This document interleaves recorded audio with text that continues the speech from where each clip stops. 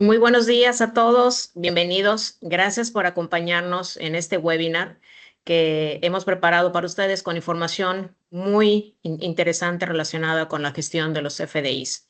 Nosotros somos Estrategia y Tecnología TO, una empresa yucateca fundada hace más de 20 años con servicios integrales de consultoría, ciberseguridad, infraestructura y otros servicios que podemos ofrecerle. Para más información, si nos visitan en nuestra página www.to.mx, ahí pueden encontrar nuestro portafolio de servicios y en nuestro correo ventas@to.mx también podemos estar en contacto.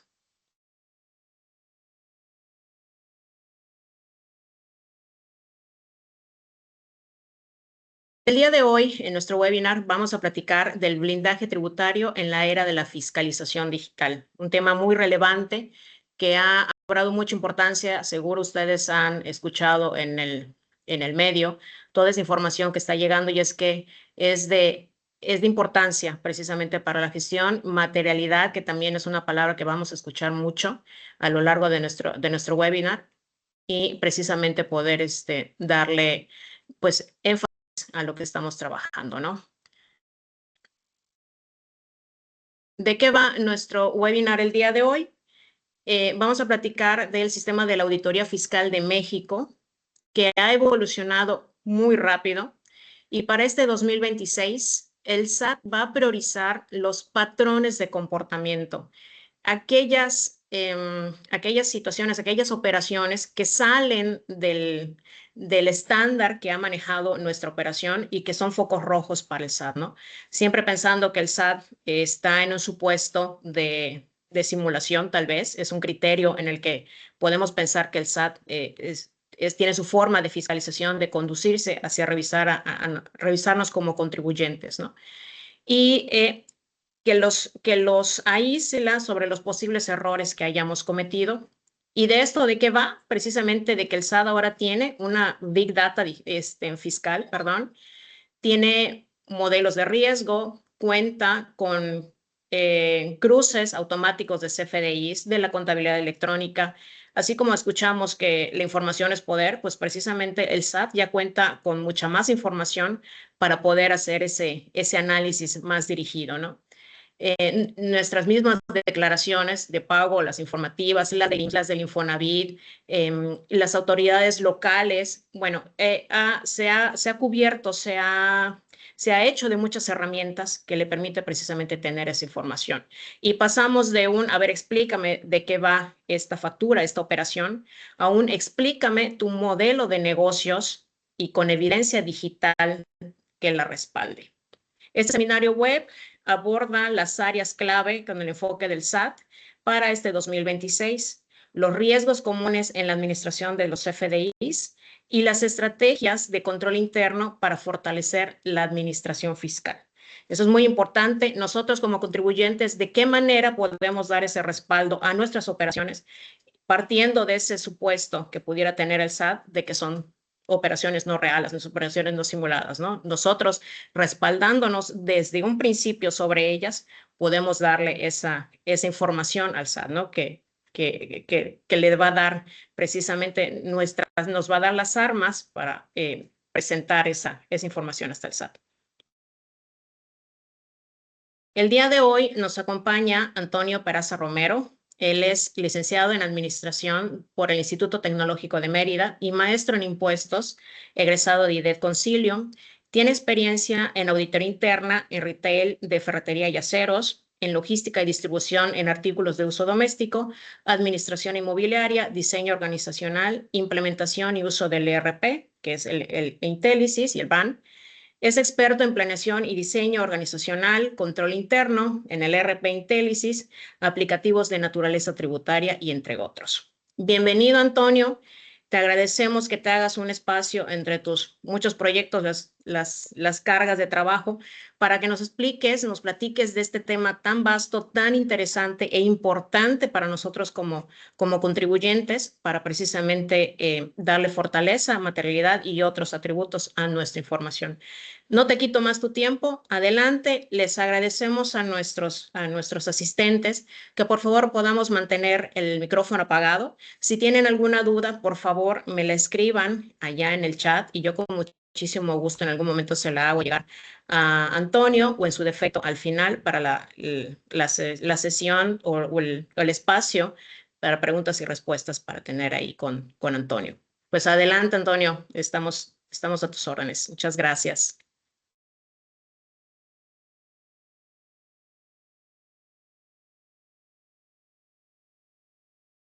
El micrófono, Antonio, se nos pasó, porfa.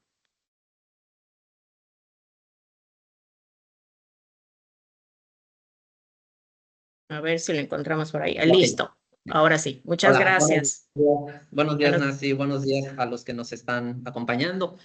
Te decía en el micrófono apagado que recuerdo hace 2 meses, cuando hablábamos de lo que venía para el 2026, había mucho ruido, pasó muchas cosas por debajo, en lo oscurito, y demasiada especulación, ¿no? Entonces, no queríamos tampoco nosotros sumarnos a la llamada de alerta, a la llamarada de alerta de fuego, sin saber que efectivamente en dónde estábamos parados. Ya a estas alturas creo que ya tenemos una visión clara y nos hemos dedicado de alguna manera a desmenuzar o a analizar toda la información que está circulando. ¿Qué hay de cierto? ¿Qué hay de sobredimensionado o qué incluso está subvaluado de lo que se ha dicho y lo que se ha publicado de manera oficial por la autoridad? Entonces, en función de ello, en diversos foros que tuvimos aquí en ETT, pues decidimos enfocar este webinar en la parte práctica. Me voy a alejar un poquito del fundamento legal, me voy a alejar un poquito de todo lo que ya se habló, porque lo podemos encontrar en cualquier red social, en cualquier sitio web. Entonces, yo creo que aquí lo relevante es que nos podamos enfocar en la parte práctica, sobre todo cuando ya estamos hablando de una era digital, ¿sí? Entonces, nos enfocamos en 3 temas: en la administración de los CFDIs, la revisión de esos CFDIs que son presuntamente falsos o los criterios para presumir esto, y sobre todo la materialidad de las operaciones que soportan los CFDIs, siendo o no falsos. Obviamente podemos pasar por alto la contabilidad electrónica, las declaraciones tanto informativas como de pago, así como el repositorio fiscal, que al final de cuentas es la base de datos que es alimentada por parte de los contribuyentes para el SAT. Y como punto final, pues el enfoque que tiene la autoridad hacendaria, en este caso el SAT, para este 2016 y que lo ha publicado en su plan maestro. La recomendación principal en el tema del plan maestro es que año con año lo revisemos, porque esos son los lineamientos que tendrá la autoridad y la alineación que va a tener todo el personal o todos aquellos que laboran con la autoridad hacendaria. ¿Sí? Entonces, de aquí podemos empezar ya con nuestro primer tema, que sería la administración de esos CFDIs, ¿sí? Aquí vamos a partir del supuesto que el SAT ya empieza a utilizar algoritmos. Esos algoritmos empiezan a alimentar cada vez más esta Big Data y de esta manera el SAT tiene elementos para poder perfilarnos y así detectar no solamente CFDIs que puedan interpretarse como falsos, sino que empieza a perfilar y a identificar modelos de negocios que son inconsistentes. Y esa es la parte relevante, porque nos estamos escandalizando por la presunción de la falsedad, pero no nos estamos enfocando en revisar si nuestro modelo de negocios es congruente con nuestra actividad económica y con lo que estamos diciéndole a través de documentos al SAT.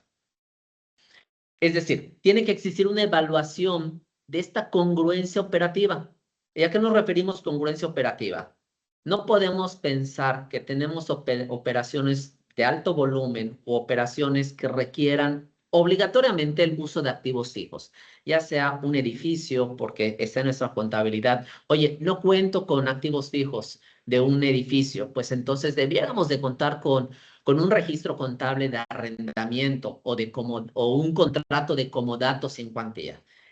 Si de ahí nos acercamos una parte al personal que opera estos actos mercantiles, entonces tendríamos que tener un área de recursos humanos que se encargue de dar de alta al personal, que se encargue del cumplimiento de las obligaciones de seguridad social y todo lo que está relacionado con ello, incluyendo el timbrado de la nómina. Así también, si somos una comercializadora, sí o sí debiéramos de tener inventarios. Y al tener esos tres elementos es cuando empezamos a revisar la coherencia de estos CFDIs con nuestra actividad económica. Por ejemplo, si yo adquiero equipo de cómputo para uso propio, tendría entonces que tener un uso de CFDI de inversiones. Pero este equipo de cómputo no es para mi uso como activo, sino que comercializo este equipo de cómputo. Entonces, este CFDI debiera de decir como uso, adquisición de mercancías. Lo mismo con el personal. Tendríamos que, la consistencia del CFDI tendría que ser acorde a la última revisión, la famosa revisión de la nómina. Y si adquiero mercancías para comercializar, debiera yo de evitar los gastos como uso de CFDI o las inversiones, lo debiera estar tipificando como adquisición de mercancías que serán sujetas a transformación a través de un proceso de producción o bien debiera de estar con registros en los almacenes para posteriormente vender.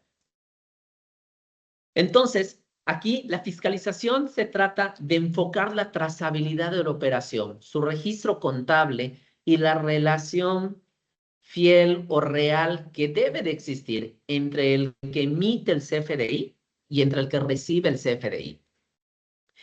¿Cuándo aumenta este factor de riesgo?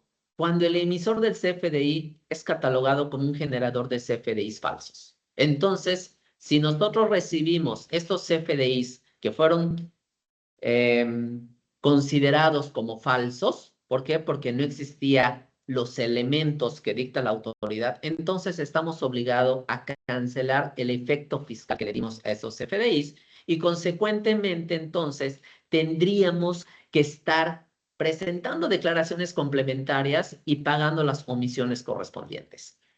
Entonces, ¿qué es lo que la autoridad pone dentro de su reglamentación o dentro de su marco jurídico lo que es la presunción de CFDIs falsos en función de la materialidad?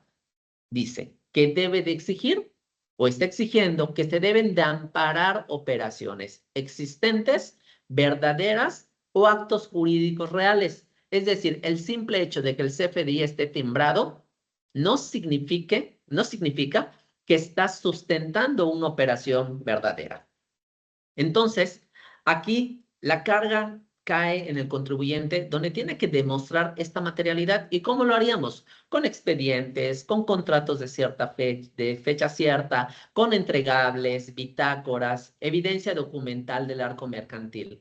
Y durante el transcurso de esta charla, quiero mencionar algunas herramientas que nos pueden servir para demostrar esta materialidad y herramientas que las mismas autoridades nos han obligado a llevar. Entonces vamos a jugar este juego con las mismas reglas y con las mismas ventajas que tiene la autoridad. ¿Sí? Es correcto, Tony. De lo que comentas, precisamente es muy importante toda la documentación digital que podamos tener, ¿no? Porque ya no es el hecho de que el SAT venga a recibir explicaciones de tu parte, ¿no? De dónde vino esa operación, qué se originó, etcétera, ¿no? Sino que te va a pedir todo el soporte documental digital de eso. Y lo importante es dónde estás guardando esa información, ¿no?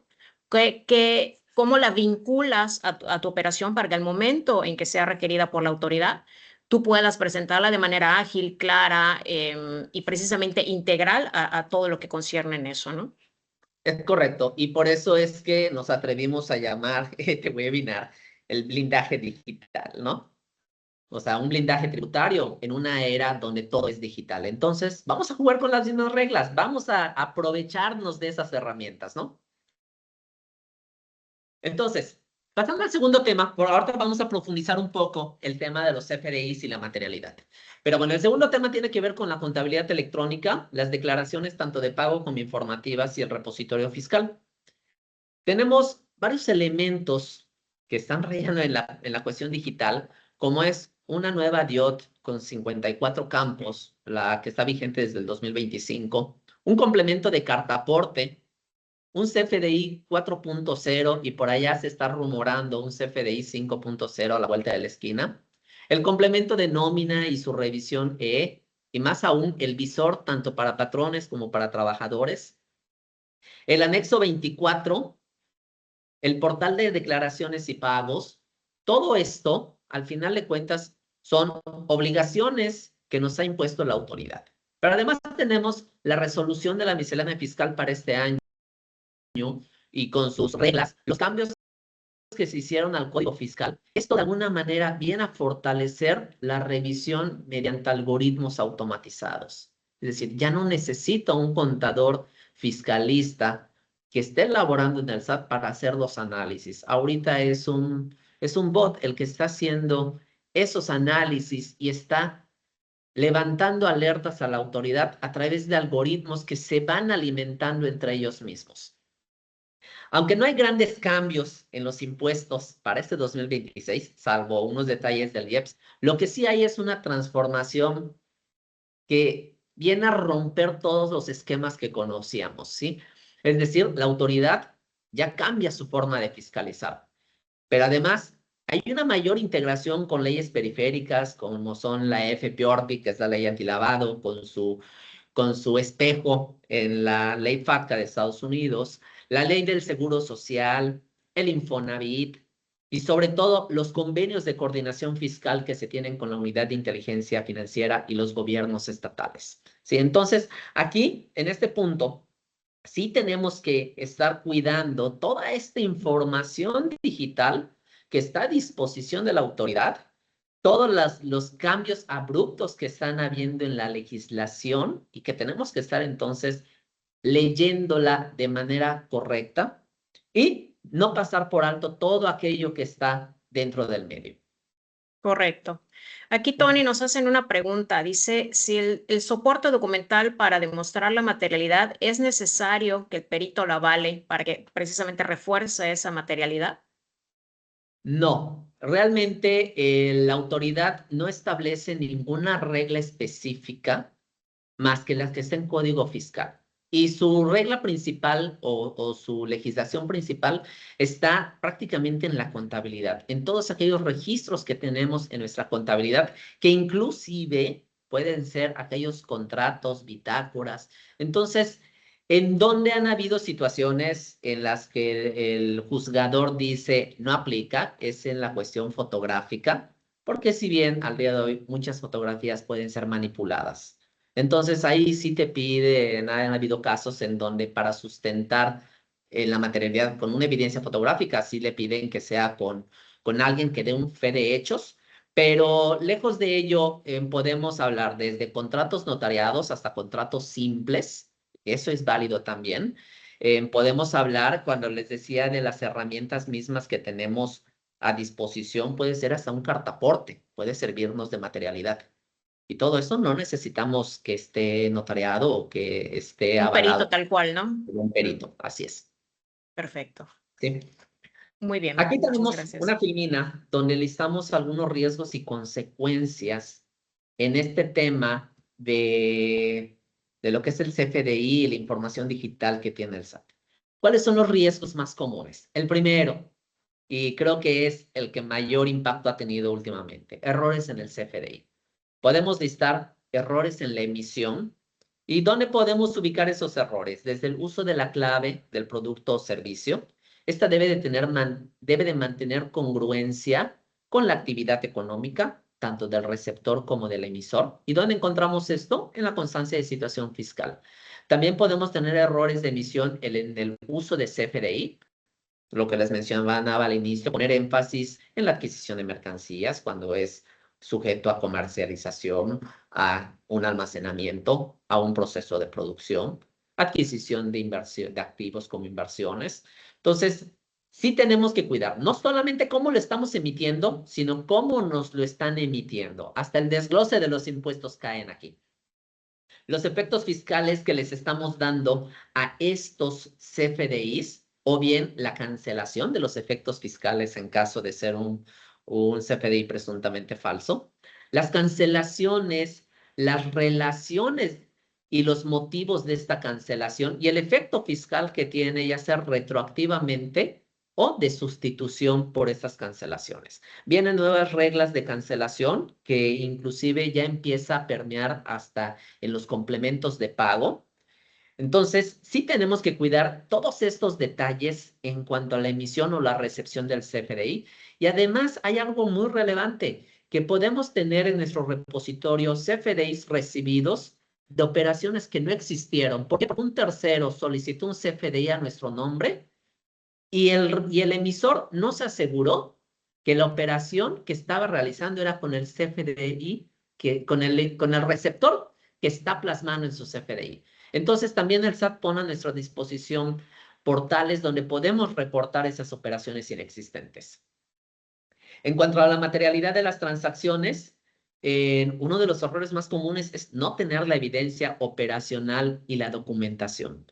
Y es aquí donde decíamos los contratos, bitácoras, órdenes de compras, pedidos, cotizaciones, pero sobre todo que sea consistente con nuestra operación, con nuestro modelo de negocios.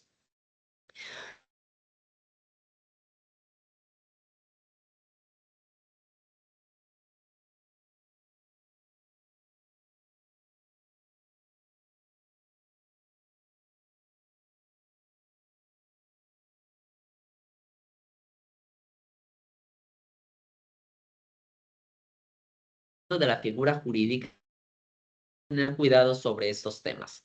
En cuanto también Estamos presentando un tema ahorita con la presentación. Vamos a revisarlo. Si nos dan un momentito, por favor.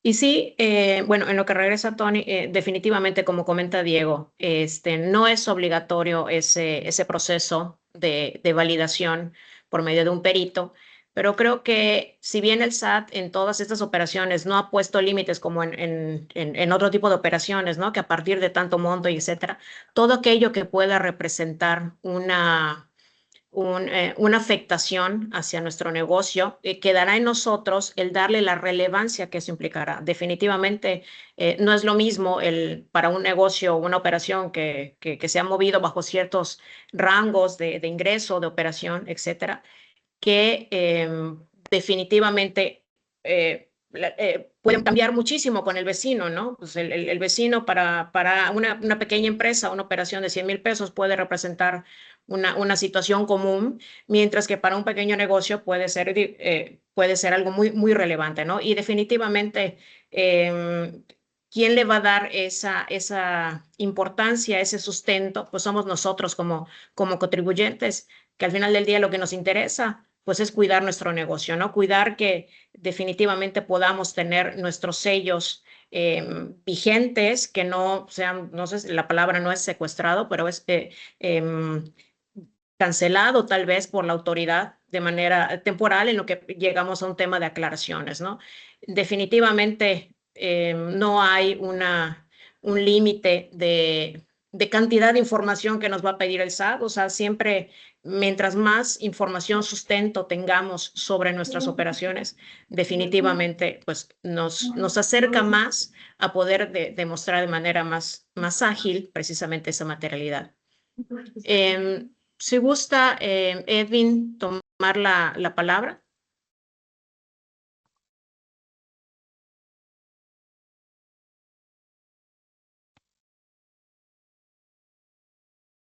Me parece que ya activé el micrófono. A ver, vamos a ver.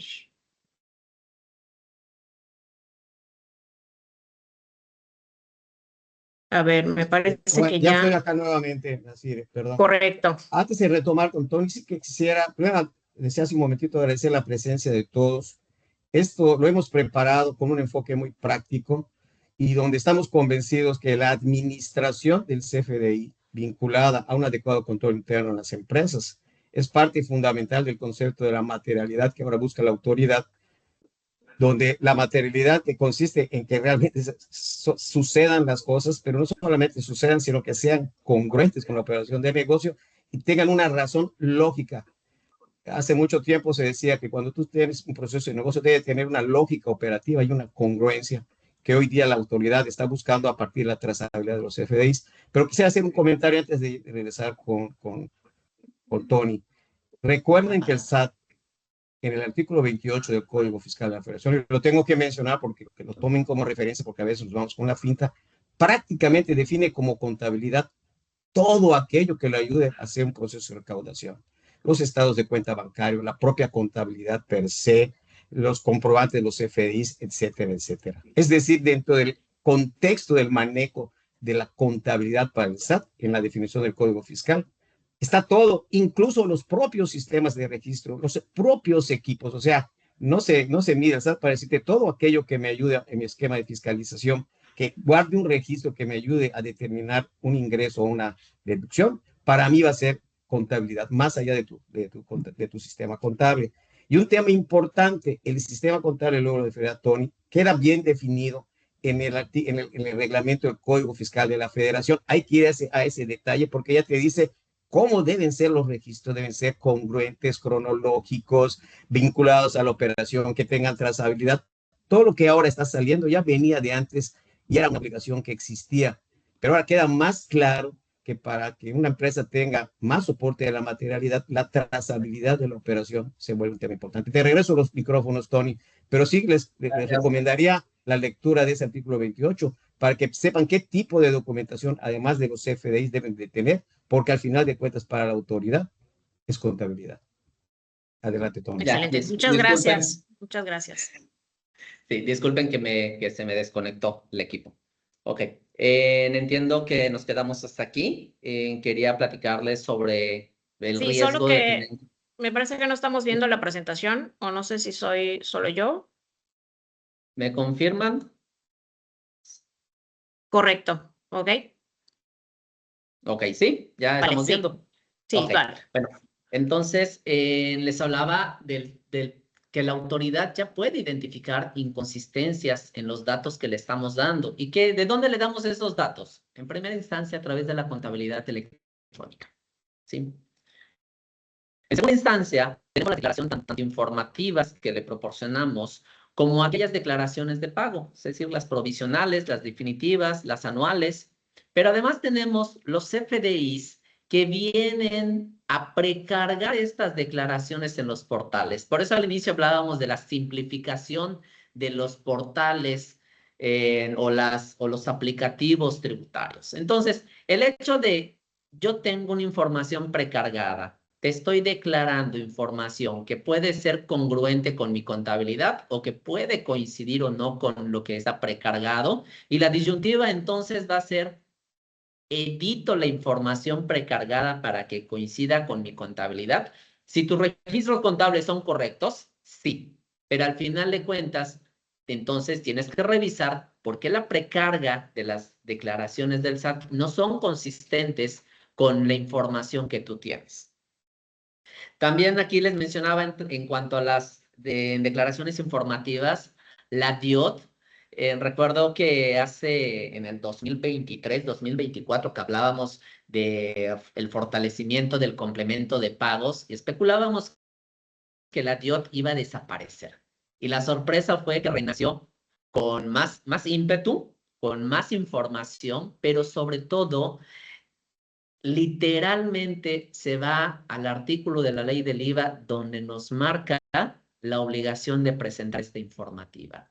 Y entonces no solamente habla del IVA que me estoy acreditando, sino que también habla de aquellas operaciones por las cuales no pago IVA. Y estas son las relaciones con los terceros. Entonces, 54 campos bastante simples en su lectura, pero en su aplicación o en su búsqueda de esta información para poder llenarlo puede ser complejo. Y obviamente, al final tenemos los pagos al extranjero, que si bien pareciera que es algo que normalmente no tiene un foco, sí tenemos por ahí un tema relevante que se anuncia en la DIOT, que son las importaciones exentas, las importaciones de intangibles y todo aquel pago que el sistema financiero le está reportando al SAT que estamos nosotros teniendo con una persona o una entidad fuera del país. Entonces, estos riesgos los están aquí mapeados. ¿Qué consecuencias podemos tener? La primera son, pues, básicamente auditorías fiscales, que ahorita ya el tiempo y los plazos establecidos son muy cortos, hasta 45 días desde el inicio hasta el cierre. Una suspensión de entrada de nuestros certificados de sello digital, pero además una posible cancelación en caso de que no desvirtuemos la presunción del CFDI falso.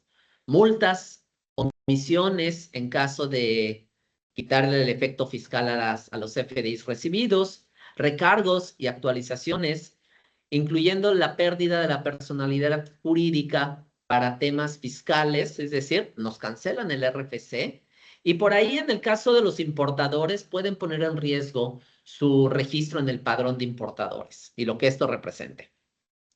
En cuanto a consecuencias penales, ya de entrada está tipificado la defraudación fiscal como una cuestión penal. Entonces, prisión, y eso es paralelo a los procedimientos administrativos que se ejecuten.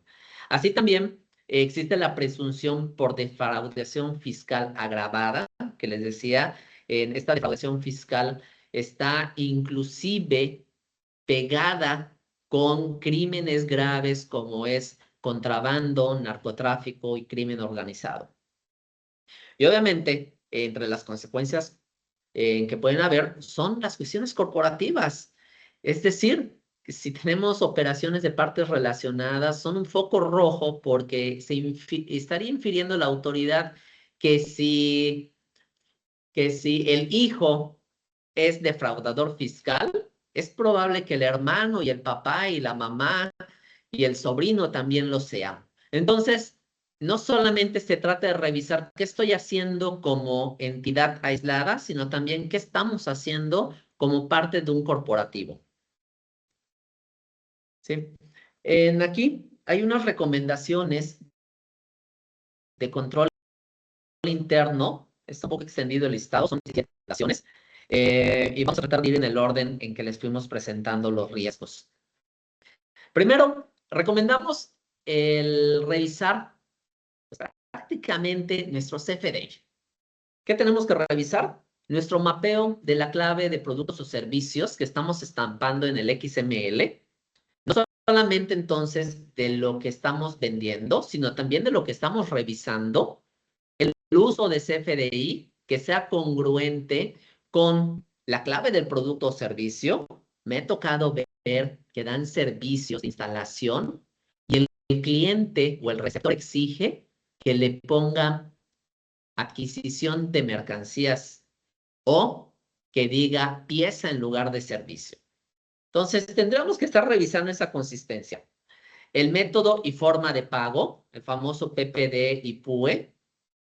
A las alturas del partido sigo viendo CFDIs PUE con forma de pago 99. En las cancelaciones a las operaciones, lo que les mencionaba hace rato, sus relaciones, los motivos de la cancelación y el efecto fiscal de las sustituciones. Y en el tema de los CFDIs de egresos, las famosas formas de pago 15 y 17, que es 15, que es la condonación. Si existe una forma de pago 15, no hay flujo de IVA, eso ténganlo muy identificado. Y si la forma de pago es 17, que es el neteo o la compensación, el 15 con donación, 17 con compensación, el emisor sigue obligado a trasladar el IVA, enterarlo y pagarlo. ¿Por qué? Porque se extingue la obligación de pago, pero el receptor, de acuerdo al criterio de la Suprema Corte, ya no tiene derecho a acreditarlo. Entonces, Tengamos cuidado, evitemos en la medida que podamos la forma de pago 17. El segundo que tiene que ver con el CFDI es la constancia de situación fiscal. Y entonces nuestra actividad económica tiene que ser consistente con las claves de artículos de productos y servicios, con el uso que le estamos dando. Pero además hay un dato importante que es el código postal vinculado a una geolocalización. Entonces, si nosotros estamos en Yucatán y tenemos operaciones de venta de servicios o de productos a Monterrey, tenemos que justificar la materialidad de esa operación. ¿Por qué?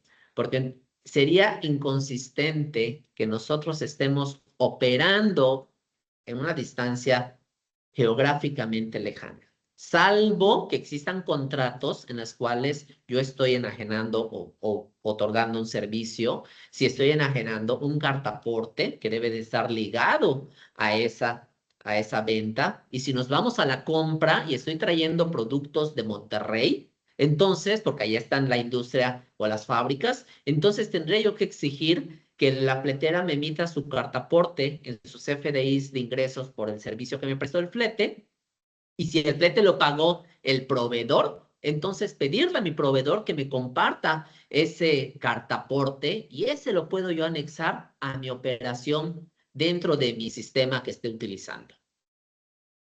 Entonces, el código postal toma relevancia, además toma relevancia en operaciones donde se den estímulos fiscales.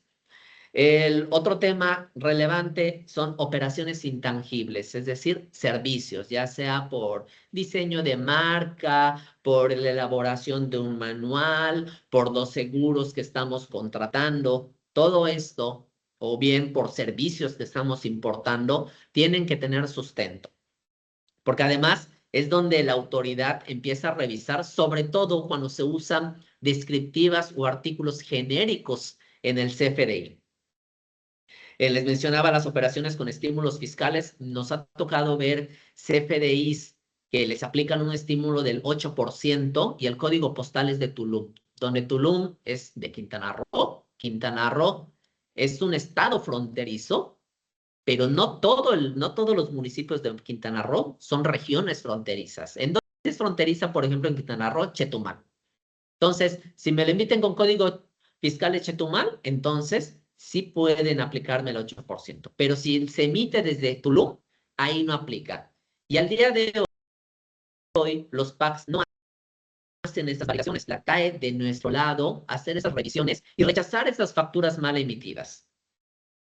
En cuanto al control de los activos fijos, tendremos que asegurarnos de vincularlos con procesos de gastos y producción. ¿Y por qué gastos y producción? Gastos por el mantenimiento que en su mayoría de esos activos requieren, en que estos gastos o estos activos fijos estén vinculados y que sean estrictamente indispensables y que sean usados en la producción.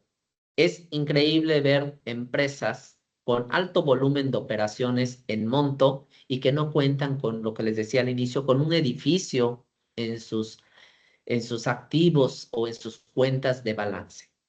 Entonces, si no tenemos eso, ¿por qué? Porque usamos un activo, nuestras oficinas están en renta, entonces vamos a asegurarnos que tengan el arrendamiento con todos los requisitos que nos dice el Código Fiscal.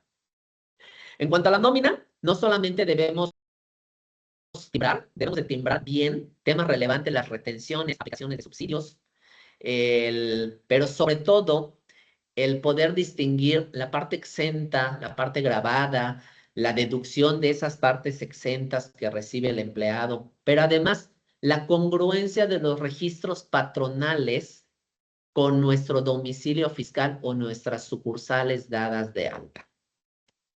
En cuanto a la trazabilidad de las adquisiciones, es importante que revisemos el uso de los CFDIs recibidos contra los procesos que tenemos documentados o que estamos ejecutando dentro de nuestro sistema.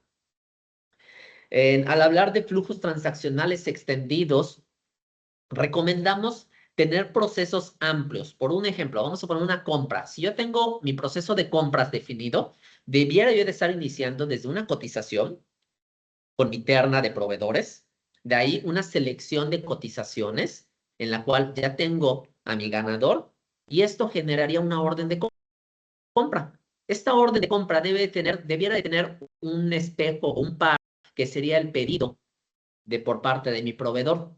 De ahí podemos avanzar o inclusive en la misma orden de compra ponerle marcas para que nos señale la trazabilidad física de esas mercancías. A lo mejor salió de fábrica, está en tránsito, por arribar en planta o arribó, y después vincular este proceso de orden de compra con una recepción de mercancía. Esta recepción de mercancía nos va a dar, por lógica, una entrada a compra en la cual vamos a registrar los indirectos o todo lo que tenga que ver con esta entrada, y de ahí una cuenta por pagar.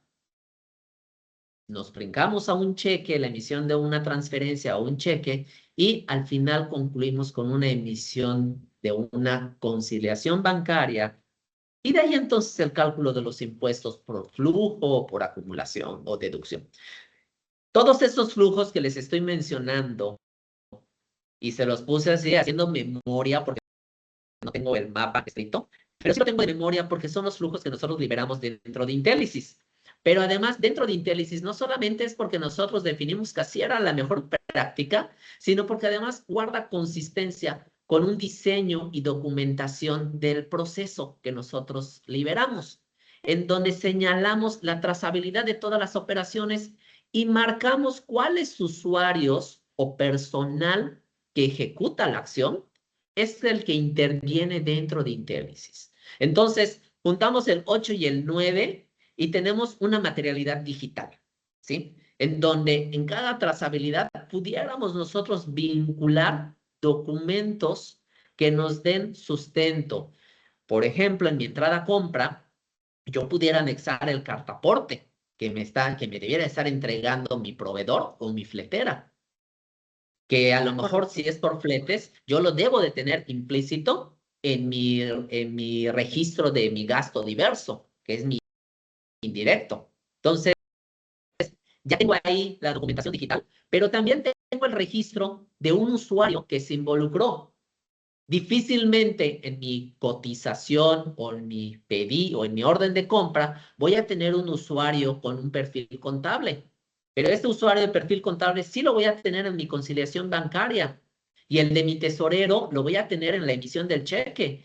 Y la firma digital, que es la firma o la clave del usuario, del pagador, lo tengo en mi proceso de la emisión del pago o de cuentas por pagar. Entonces, con Intellisys podemos dar un ejemplo de cómo esta digitalización o esos registros establecidos tanto en procesos documentados como en mis flujos diseñados dentro de Intellisys nos dan esta materialidad.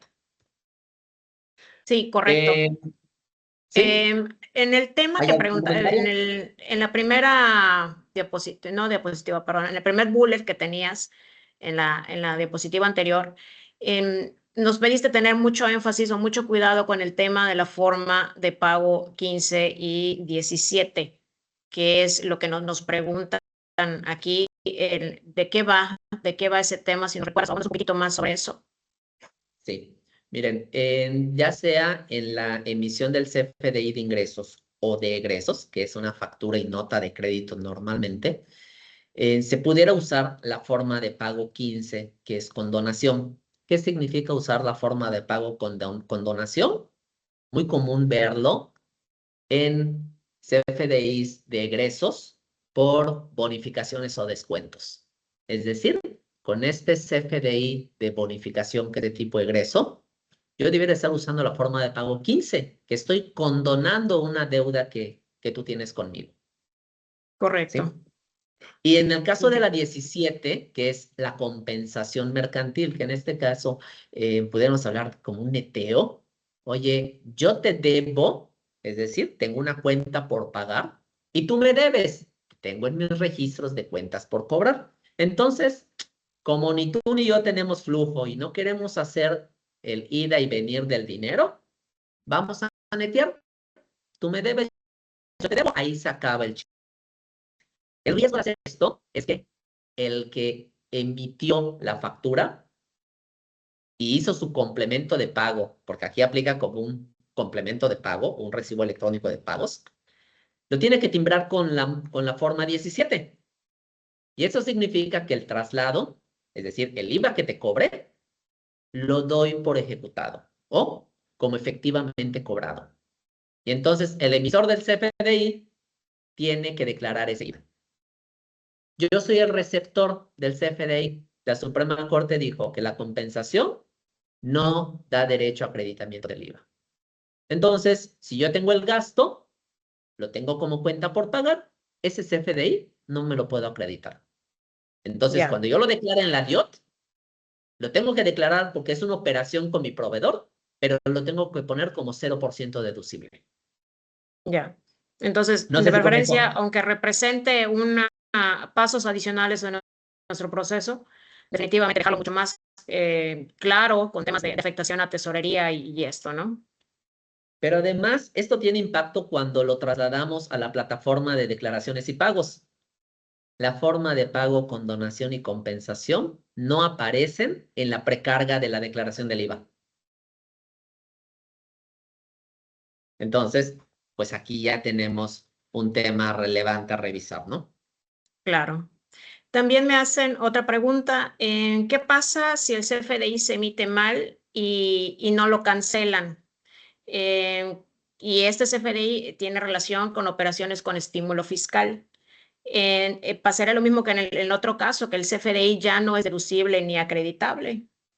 Es correcto. Miren, no solamente ahorita pone sobre la mesa el estímulo fiscal, nos hemos topado con CFDIs donde desglosan el IEPS, siendo no contribuyente, también es no deducible. Entonces tenemos dos caminos. O le decimos a nuestro proveedor acreedor que cancele y emita correctamente, de acuerdo a los términos de la legislación, o le quitamos la deducibilidad y acreditamiento de ese comprobante. Esto no quita lo que lo tenemos que tener registrado en nuestra contabilidad. Solamente perdemos deducción y acreditamiento, pero tiene que estar registrado como tal. O sea, no podemos simplemente hacer un lado y nos hacemos de la vista gorda. Aquí, Nancy, también puede ser relevante cuando estamos emitiendo, cuando estamos recibiendo notas de crédito o CFDIs de egresos para corregir un CFDI de ingresos mal emitido. También ya ya se pronunció el SAT al respecto, donde dice que es un CFDI emitido con errores y por lo tanto pierde efectos fiscales para el receptor y para el emisor no tiene derecho a deducir esa nota de crédito.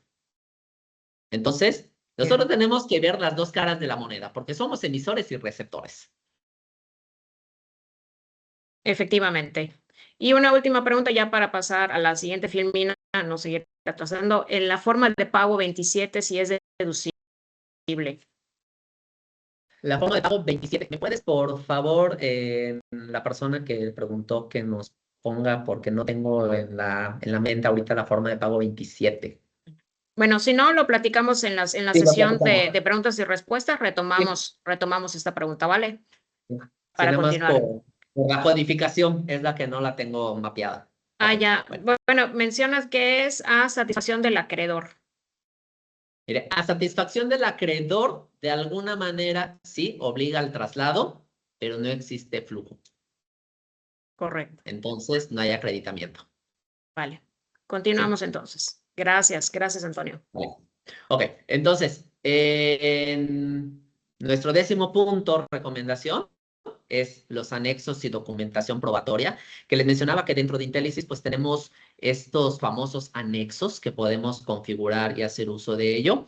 Pero además, cuando hablamos de la documentación probatoria, entonces empezamos a hablar de materialidad. Les voy a poner algunos ejemplos. Por ejemplo, porque es muy común decir, no, pues anexas un contrato y ves la cotización y la orden de compra y todo lo metes ahí y tomas fotografías y le metes una bitácora, pero todo eso son documentos de uso mercantil.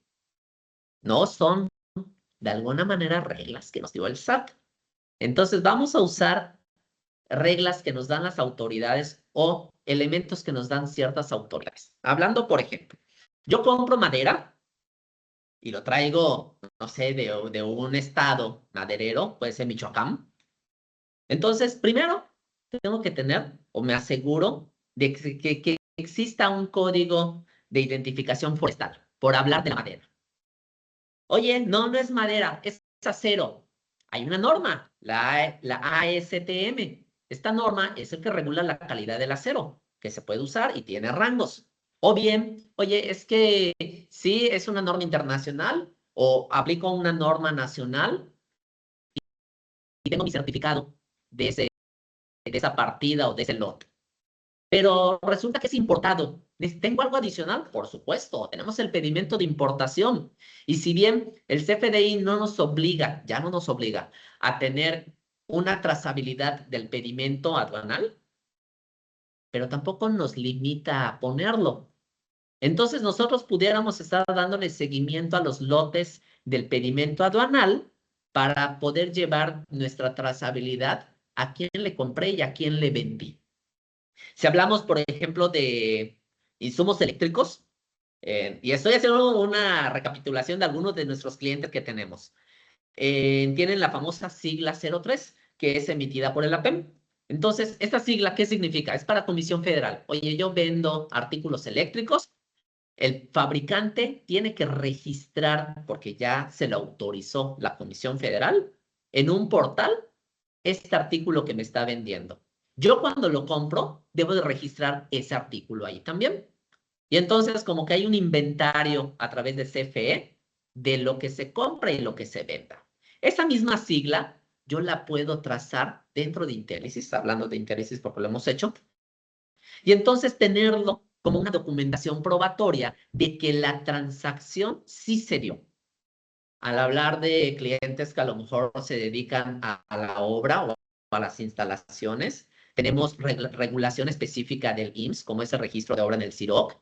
Si prestamos servicios especializados de las instalaciones, por a lo mejor se me antoja, no sé, alguna cuestión de fabricantes que hacen estructuras en bodegas, que entonces tiene que haber registro de este CIROC, tiene que haber un registro en el REPSE, de servicios especializados. El REPSE me obliga a presentar declaraciones cuatrimestrales en el CIROC, en el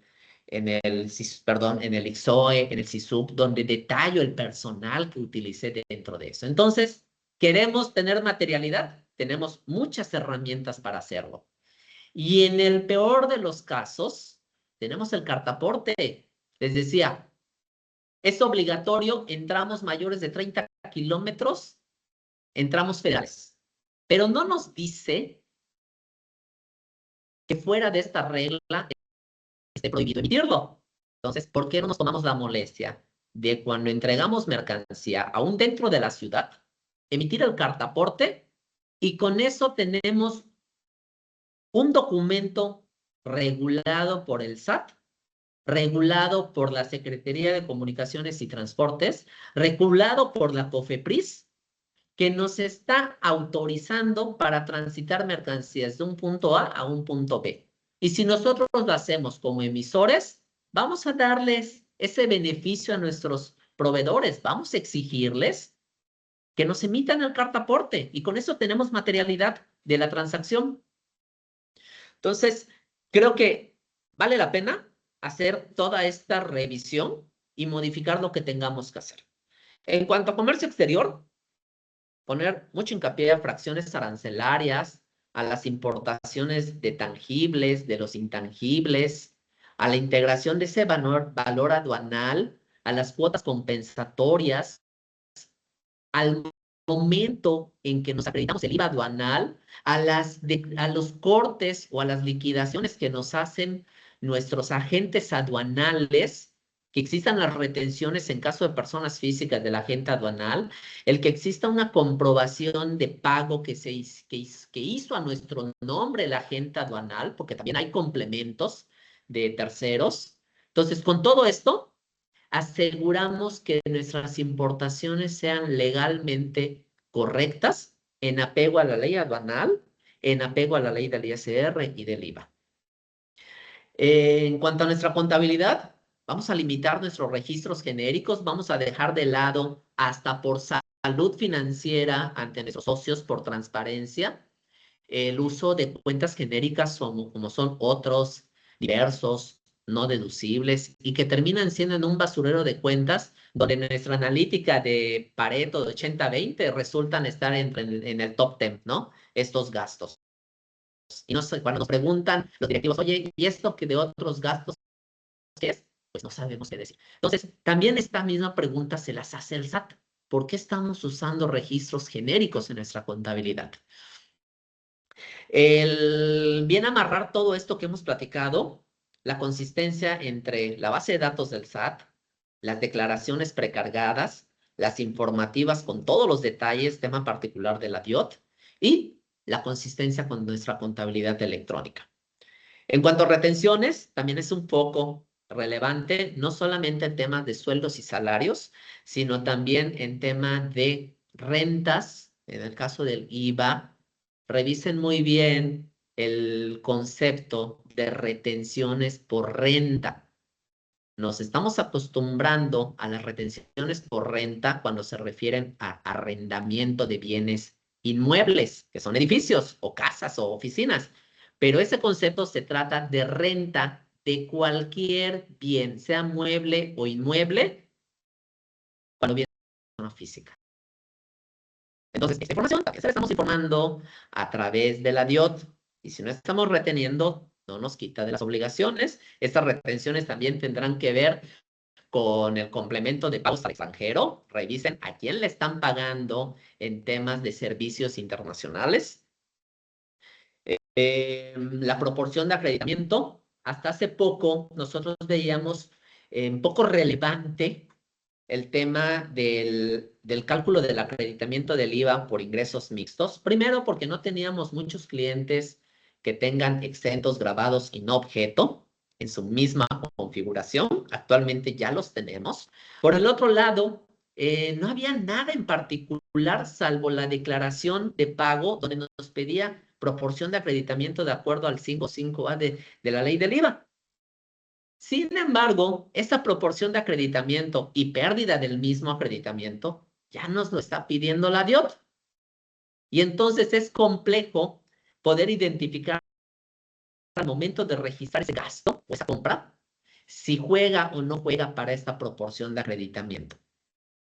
Entonces, nuestra DIOT ya debe de tener esa facilidad. Hablando de partes relacionadas, la recomendación principal es acercarse con su asesor jurídico, el revisar muy bien esa definición de administrador, el concepto de la ley del ISR, de la parte relacionada, el tema de regulador, pero además en revisar las operaciones que estamos teniendo dentro de la misma casa. Y obviamente el tener a la mano de manera analizada, pues, nuestros estudios de precios de transferencia. Y lo último que ponemos aquí sobre la mesa es un self-due diligence, que vamos a traducirlo. Básicamente es una auditoría interna y que sea permanente. No existe una empresa que no evolucione. Si nos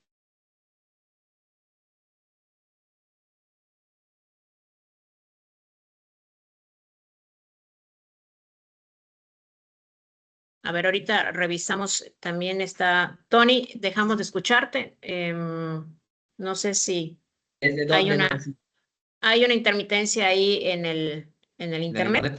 internet? Sí, bueno, te escuchamos que ya comenzaste ahorita con el Ya self-due diligence. Pero bueno, ya creo que ya estás de vuelta. Ya te escuchamos bien. Ok. Bueno, les platicaba del self-due diligence. El due diligence normalmente es un estudio que se hace cuando se está comprando o se está vendiendo empresas o acciones. Esto es para asegurar al inversor que está adquiriendo activos confiables.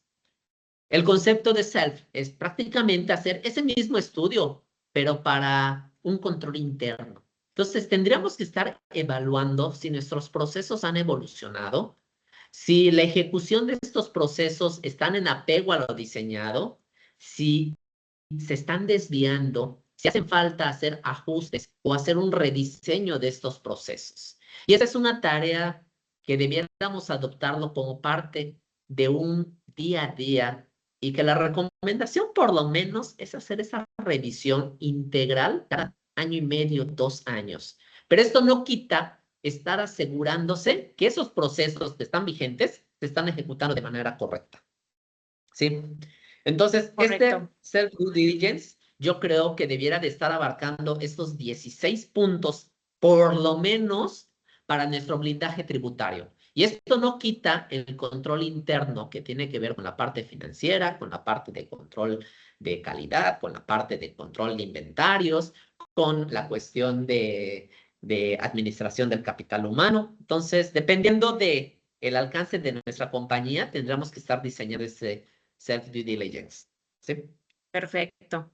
Hay una pregunta muy interesante aquí relacionada con el forwarder, pero creo que para avanzar, porque ya nos está comiendo el tiempo, la vamos a dejar para el final, para la sesión de preguntas y respuestas, porque sí ya estamos muy justos en el tiempo, Perfecto. ¿no? Pero vamos a dejarla para continuar. Me faltan unas 5 filminas. Voy a tratar de no hacer tanto hincapié para Sí, por avanzar favor, y dejamos Antonio. Y ya esta. al final nos enfocamos en las preguntas para dar oportunidad a terminar toda la presentación. Gracias. Bien. Cuando me preguntan sobre un RP, al final mi punto de referencia siempre ha sido Intelisys. ¿Por qué? Porque conocí RPs como usuario y mírame dónde estoy ahora como implementador, ¿no?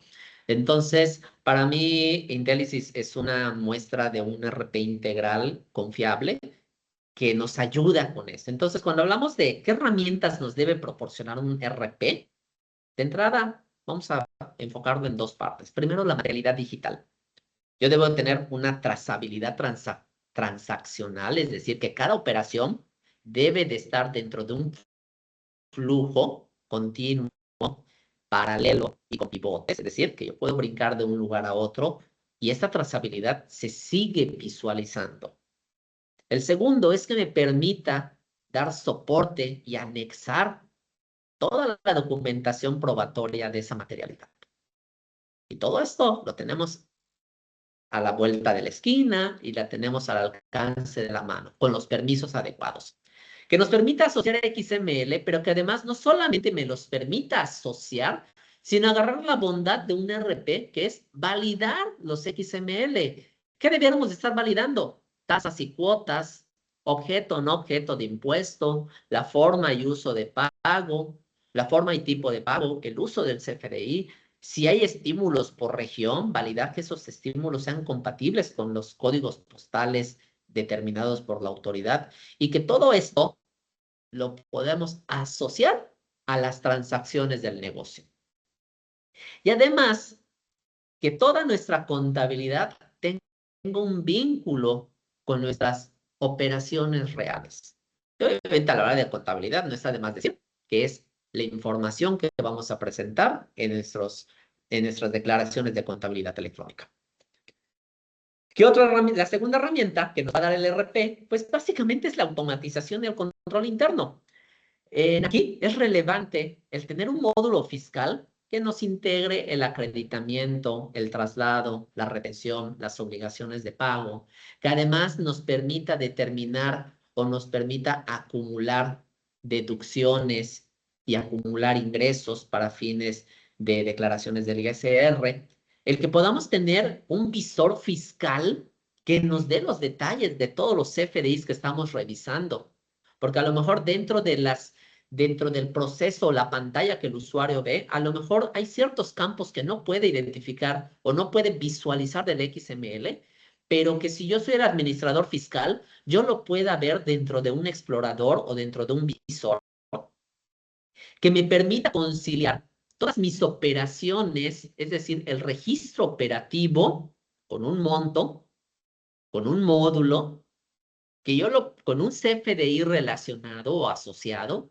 entonces que me lo confronte con la base de datos del SAT y que me valide si es vigente ese CFDI, que me valide si coinciden los montos, que me valide o que me muestre aquellas diferencias, que me muestre aquellas operaciones que no tienen un CFDI relacionado y por tanto existe un riesgo fiscal de no deducibilidad.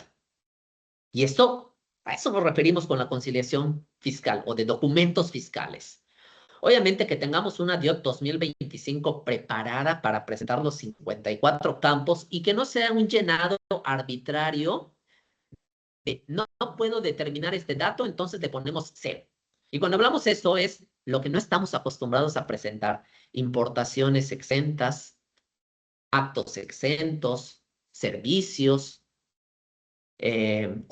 operaciones que no son objeto, operaciones que no les dimos el tratamiento o el efecto fiscal que nos permita identificar regiones con estímulos fiscales, el flujo del IVA y las compensaciones. Aquí les vuelvo a poner el famoso 17. Los actos grabados, los que no son objeto, y sobre todo esa proporción de los ingresos del acreditamiento por ingresos mixtos. Que podamos tener reportes o identificación de EFOS y además el que podamos identificar, les decía, estos XML sin efectos fiscales. Entonces, estas serían las herramientas básicas que debiera tener un RP para que nos sirvan de apoyo en esta conceptualización de blindaje tributario. El tercer punto, ya para concluir, es el enfoque de las auditorías del SAT. Yo creo que la mayoría de los presentes ya conocen el Plan Maestro 2026, las cuales no voy a hacer el listado completo, pero sí los que sean relevantes.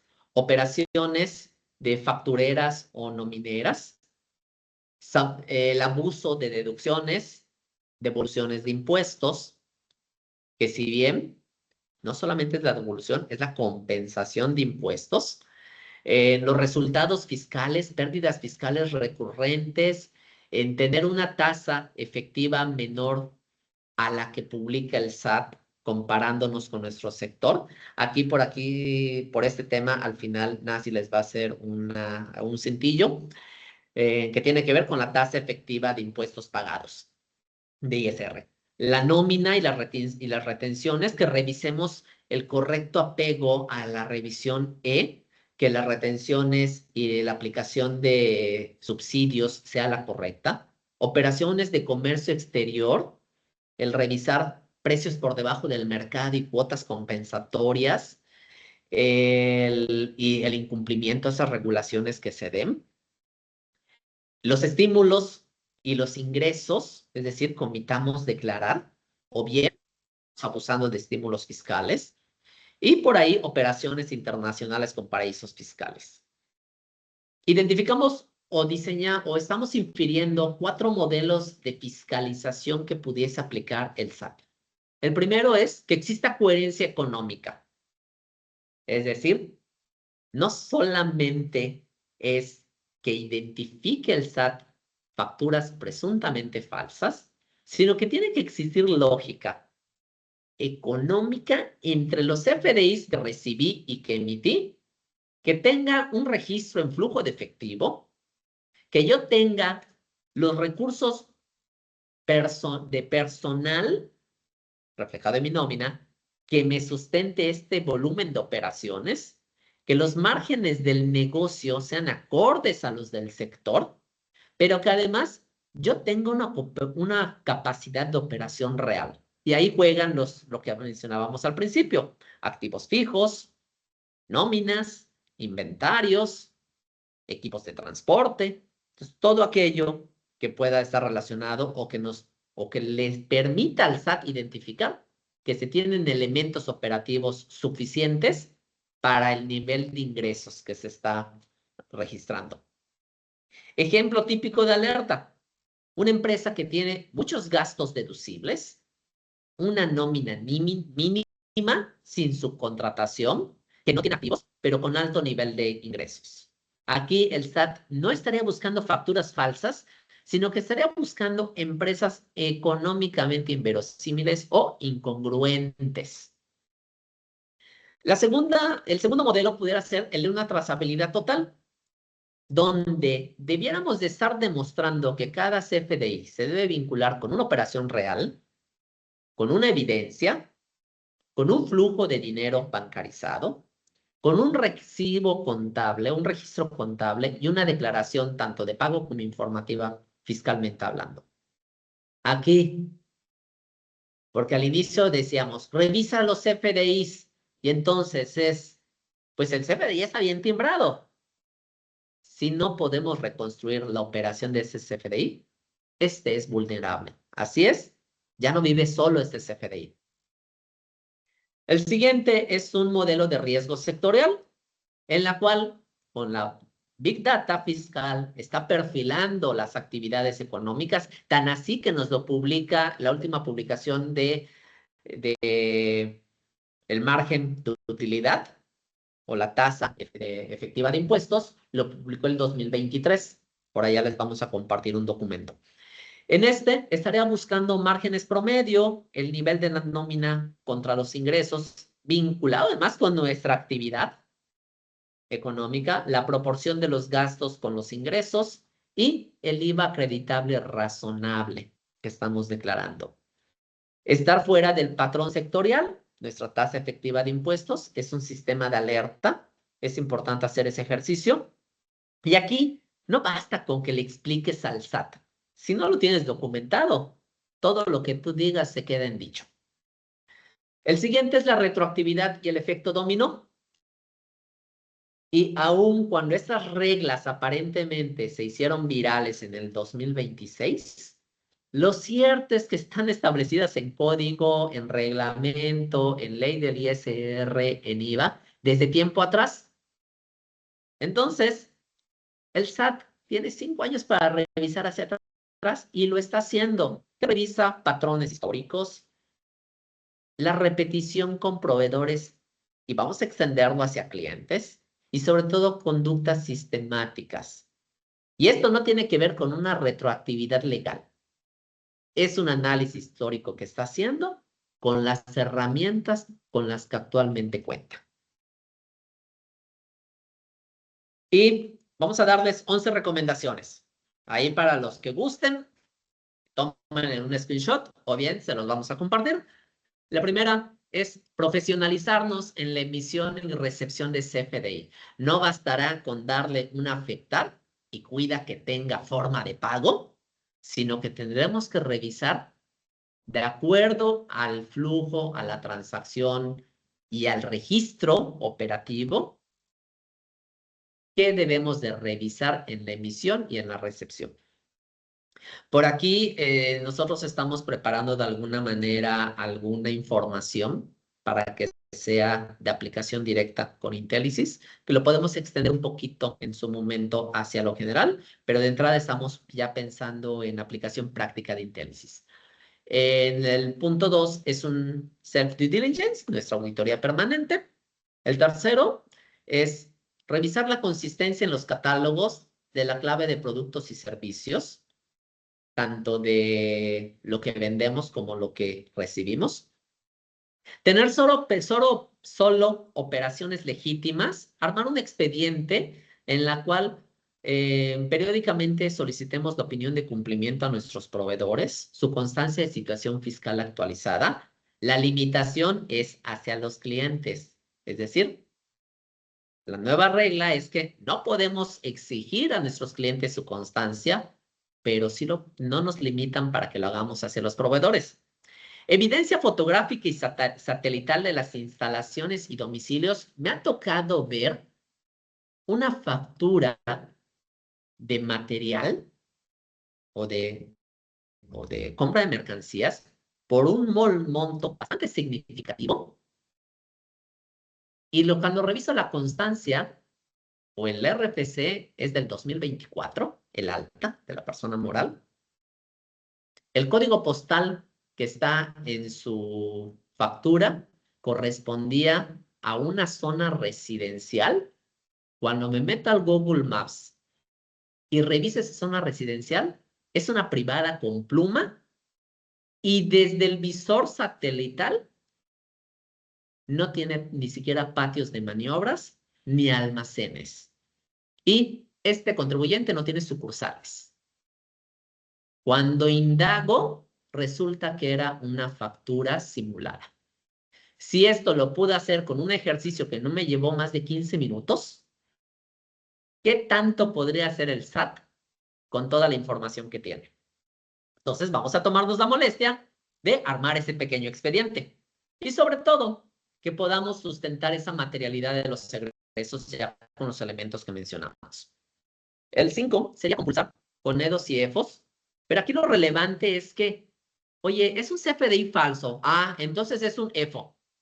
Espérame, para la autoridad también es presuntamente falso, aun cuando el proveedor exista y que opere, que el CFDI esté correctamente emitido, pero que además que existe el pago. Entonces, primero revisa los supuestos de falsedad y después revisa, pero desde que está presumiendo, ya tiene que ser una alerta. Así como tenemos materialidad de los egresos, también vamos a materializar los ingresos con nuestros flujos transaccionales, contratos, bitácoras, acuses de recibo de mercancías. Si lo podemos hacer a través de procesos digitales, mejor. Tenemos por ahí la facilidad de acceder a aplicativos y material fotográfico, que al inicio mencionábamos, Nasireb, que no es así como que una prueba que nos pudieran aceptar al 100, pero Irrefutable, ¿no? Para todo caso pudiera sí, requerirse un tipo de validación, ¿no? ahí la tenemos disponible, así es. Cuando hablaba de que revisen sus CFDIs, hablaba de hacer una revisión del CFDI de los universos, del universo de CFDIs que timbramos. Es decir, revisar un XML de mis ventas al contado, de mis ventas a crédito, revisando la consistencia entre ellos, revisar los CFDIs que emitimos por notas de crédito, por devoluciones, por bonificaciones, por pronto pago, las que recibimos como espejo, las que emitimos como carta aporte y recibimos, las que emitimos como complementos de pago con todas las variantes. Entonces vamos a hacer una revisión de todo esto que estamos timbrando y pues obviamente hacemos las anotaciones o desviaciones que encontremos y las correcciones pertinentes. Tener o contar con una capa extendida de control fiscal dentro del sistema que utilicemos que nos permita operar y registrar con tratamiento fiscal, es decir, que yo pueda saber a través de un registro que al final es fiscalizable, todos los cálculos o implicaciones que tienen en cuestión tributaria. Nuestra contabilidad electrónica, la conciliación fiscal, que hagamos esta compulsa, y sobre todo que contemos de manera automatizada con esa DIOT ampliada de los 54 campos. Hacer las revisiones que les mencionaba de activos fijos y la nómina como elementos de soporte operativo. El diseñar métricas como son la tasa efectiva del impuesto versus la del sector. Y si no tenemos, pues aquí va el cintillo, si no tenemos un RP, pues ya que estemos evaluando la implementación del mismo, y pues obviamente nuestra recomendación siempre va a ser Interisys, ¿no? Pues bueno, Nasire, Por supuesto. yo creo que hasta aquí es mi presentación. Voy a dejar de compartir para que podamos entonces, pues bueno, ver ese tema de Vernos en preguntas y grande. respuestas. Muy bien. A ver qué hay. Antes de que pasemos esa sesión de preguntas y respuestas, comentarles a nuestros asistentes que si están interesados en que les hagamos llegar un archivo de autodiagnóstico, de evaluación de cómo estamos en ese semáforo, ¿no? Si podemos tener áreas vulnerables, pues obviamente relacionadas con el tema de la documentación que estamos viendo, ¿no? Que por favor nos hagan llegar un correo solicitándolo al correo ventas@to.mx y con muchísimo gusto, o que me dejen aquí algún comentario en el chat y con muchísimo gusto les hacemos llegar la información. De igual manera, comentarles que en las próximas semanas vamos a concretar ya, impartirles un curso a nuestros clientes, a los clientes que son, que están con nosotros en ETT, acerca de la gestión de los CFDIs. Este curso va más allá de simplemente el cómo emites un CFDI, sino en todos esos recovecos o esas situaciones especiales que de repente nuestros usuarios no carecen, o más bien, perdón, carecen de la habilidad de esa visión de contador que ahora nos está obligando el SAT, ¿no? De ahora sí, todos se vuelven contadores, todos se vuelven fiscalistas, porque esto se vuelve un tema muy importante, ¿no? Va más a temas de, por ejemplo, cómo se timbran las retenciones, las cancelaciones, los retimbrados, esa situación con comercio exterior que de repente se vuelve compleja, las claves que ha mencionado Tony. Bueno, todos esos temas es un curso amplio, de mucha información, de mucho valor. Lo estaremos compartiendo para las próximas semanas y ahí se los estaremos haciendo llegar. Por supuesto, también antes de pasar a la parte de las preguntas, pues no dejar de mencionar que en Estrategia y Tecnología TOP precisamente implementamos un RP llamado Intellisis que les va a proporcionar la herramienta suficiente necesaria para que sus usuarios, sus operaciones mantengan esa materialidad, esa documentación organizada, controlable y precisamente a la mano para que puedan ustedes presentarlo ante la autoridad, ¿no? Si así fuese requerido. Bueno, creo que por el momento son los comerciales. A ver si vamos con las preguntas. Bueno, perdón. Edwin Díaz está solicitando la voz. Adelante, por favor. Me tienen muteado, Nasire. Bueno, nuevamente reiterar el agradecimiento a todos los que están participando. Me gustaría puntualizar en tres aspectos importantes. Uno le llamo contexto, que creo que algunos de los que asistieron a nuestra presentación de la versión 7000 lo reiteré, que este tema, o estamos enfocando nuestras pilas, o estamos dando mucha importancia a este tema de los FDIs, por las implicaciones no solamente de fiscalización que tiene el SAT, sino de operatividad del negocio. Es decir, es un hecho que el esquema de fiscalización del SAT lo que quiere ahorita es recaudar, y la recaudación implica no solamente el cumplimiento de todas las variables que hemos comentado ahorita en la administración de los FDIs, más los sistemas contables y demás historias, sino la congruencia de la información donde ellos, a través del control que tienen de nuestros sellos, pueden dejar operar nuestro negocio si ellos intuyen, sospechan por algún tipo de incongruencia que estemos presentando. Entonces ellos lo que hacen es suspender progresivamente los sellos, que hablando en español es bajar la cortina del negocio. Entonces es importante y trascendental que esto vaya más allá del aspecto administrativo que implica tener orden la contabilidad, de tener en orden mis papeles, sino en la operación propia del negocio. Esto ya escaló a otro nivel por la necesidad de recaudación de SAT. Es un primer comentario. El segundo es siempre buscar el lado positivo de las cosas. Si ustedes analizan fríamente todas las disposiciones olvidadas, por eso he estado poniendo en el chat algunas cosas que son importantes, leer el artículo 28 del Código Fiscal, el 33 y el 34 del reglamento. Todos los esquemas de fiscalización que utiliza el SAT, al final de cuentas, están vinculados a un adecuado sistema de control interno. Entonces, a veces, pues nos choca, nos molesta que alguien nos diga cómo debe de operar el negocio, sobre todo que tiene un enfoque recaudatorio. Pero si nosotros nos ponemos en el sentido positivo de la eficiencia operativa del negocio, en el sentido del reforzamiento de la salvaguarda patrimonial, lo que nos está pidiendo el SAT en sus recomendaciones, en los artículos que les acabo de decir, son para fomentar el control interno. Entonces, quitémonos un poco, la fiscalización ya llegó para quedarse, la Big Data ya llegó para quedarse, de hecho, le están sacando mucho más provecho que nosotros mismos, por eso hemos insistido mucho en la implementación de un ERP.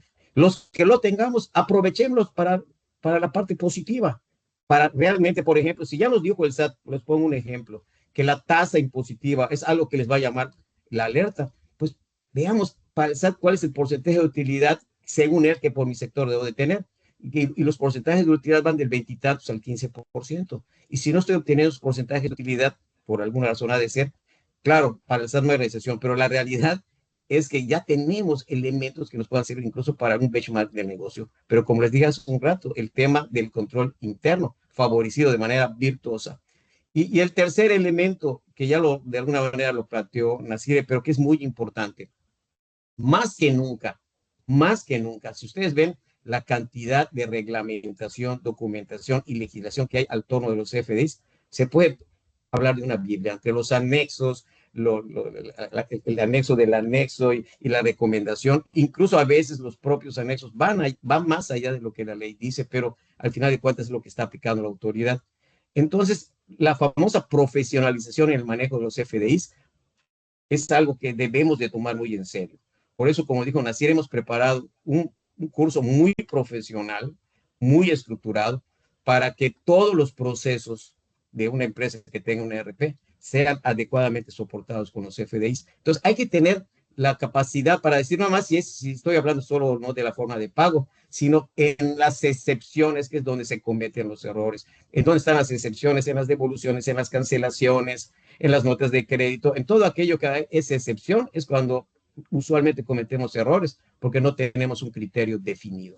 Entonces, este curso tiene como propósito no solamente mapear adecuadamente para que los campos se registren adecuadamente en los FDIs, sino puntualizar y fomentar los puntos de control interno asociados a la emisión de los FDIs. Ojalá que tengan la posibilidad de tomar nuestros clientes. Le hemos llamado administración de los CFDIs porque es eso. Va más allá de saber cómo llenar un CFDI, una adecuada administración de los mismos, ¿no? Y como comentó Nas, como un plus, les vamos a hacer llegar, les explico rápidamente de qué se trata, una herramienta orientada a los procesos de un ERP, en este caso de Intelisys, donde están los elementos de control interno asociados a ese proceso que tienen un valor sí o no, que ese valor sí o no ustedes lo van evaluando, ustedes saben de su negocio y al final les pone una calificación o no de riesgo respecto a la administración de los FDIs.